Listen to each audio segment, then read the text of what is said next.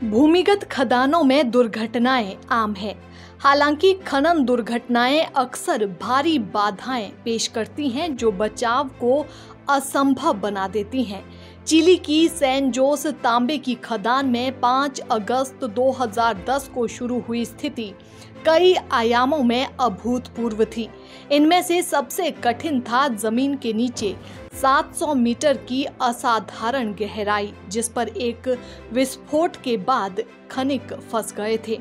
आधा million ton चट्टान ने खदान के प्रवेश द्वार को अवरुद्ध कर दिया था।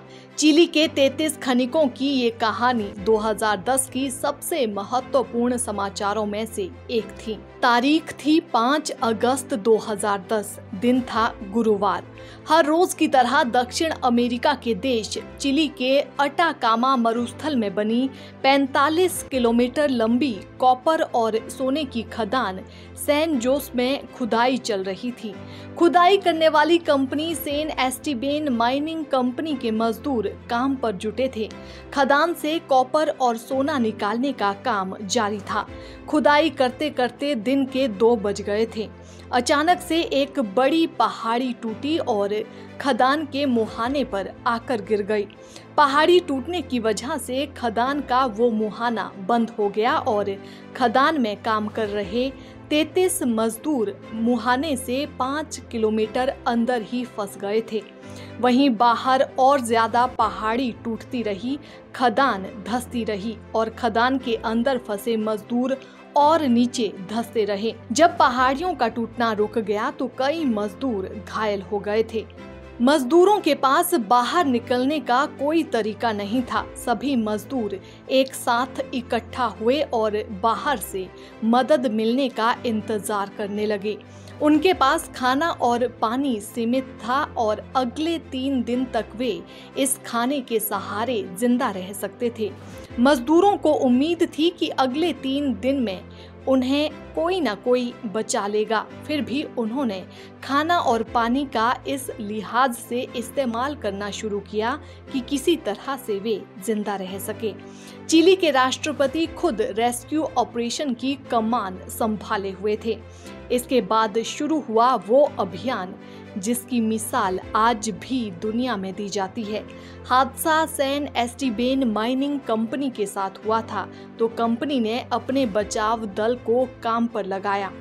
6 अगस्त को सैन एस्टीबेन माइनिंग कंपनी के बचाव कर्मी खदान में फंसे हुए लोगों को निकालने की जुग्गत भिड़ाने लगे, लेकिन चट्टानें ज्यादा थी और उन्हें हटाने में वक्त लग रहा था। अभी कुछ हो पाता कि 7 अगस्त को एक बार फिर से चट्टानें टूटने लगी और बचाव का काम रोकना पड़ गया। वहीं मजदूरों के घर वाले भी खदान के बाहर जमा हो गए और वे अपनी आंखों से राहत बचाव काम देखने की जिद पर अड़े रहे।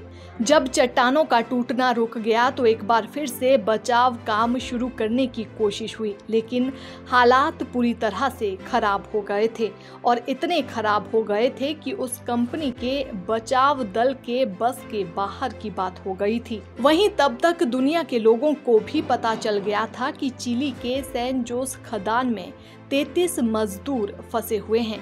चिली सरकार को भी इस बात का बखूबी पता था। इसके बाद चिली राष्ट्रपति ने फैसला किया कि सरकार हर हाल में खदान में फंसे मजदूरों को बाहर निकालेगी, चाहे इसके लिए कुछ भी क्यों ना करना पड़े। 23 अगस्त को पहली बार खदान में फंसे हुए मजदूरों से बचाव दल की बात हो पाई। बचाव दल के डॉक्टरों ने मजदूरों के लिए दवा, पानी, खाना और जिंदा रहने भर की जरूरी चीजें मुहैया करवाई। वहीं राहत दल के लोग उन्हें खदान से बाहर निकालने की कोशिशों में जुटे रहे। 31 अगस्त को अमेरिकी अंतरिक्ष एजेंसी नासा के वैज्ञानिक भी चिली पहुंच गए और उन्होंने पूरे अभियान की कमान संभाल ली। इस टीम में 2 डॉक्टर, एक साइकोलॉजिस्ट और एक इंजीनियर शामिल था। इस बचाव टीम ने तय किया कि अब इन मजदूरों को बाहर निकालने का एक ही रास्ता है और वो है और चौड़ी ड्रिलिंग। इसके लिए बचाव दल ने 3 तरह की ड्रिलिंग का इस्तेमाल किया। 9 अक्टूबर 2010 वो तारीख थी जब ड्रिल मजदूरों तक पहुंचने में कामयाब रही। ड्रिलिंग मशीनें काम पर लगी रही। वहीं टेक्नोलॉजी एक्सपर्ट एक ऐसा कैप्सूल बनाने में लगे थे जिन्हें होल के जरिए मजदूरों तक भेजा जाता और उसमें बैठकर वे बाहर आ सकते थे। इस पूरे अभियान में लातिन अमेरिकी देश, दक्षिण अफ्रीका, ऑस्ट्रेलिया, कनाडा और अमेरिका के साथ ही नासा के भी विशेषज्ञ शामिल थे। तस्वीर 13 अक्टूबर 2010 की है। यही फोनिक्स कैप्सूल है जिसे नासा के वैज्ञानिकों की सलाह के बाद बनाया गया था। नासा की सलाह पर चिली की नेवी ने एक कैप्सूल बना लिया जिसमें बिठाकर किसी को बाहर निकाला जा सकता था। नेवी ने 3 कैप्सूल बनाए जिन्हें आसानी से होल में उतारा जा सकता था। इसमें पानी, ऑक्सीजन, ऑडियो वीडियो उपकरण और लाइट मौजूद थी ताकि दुनिया के लोग मजदूरों को बाहर आते हुए देख सकें। सबसे पहले सबसे स्वस्थ लोगों को बाहर निकाला गया ताकि वे लोग अंदर की परिस्थिति के बारे में पूरी जानकारी दे सकें। इसके बाद एक एक करके सभी मजदूरों को बाहर निकाला गया।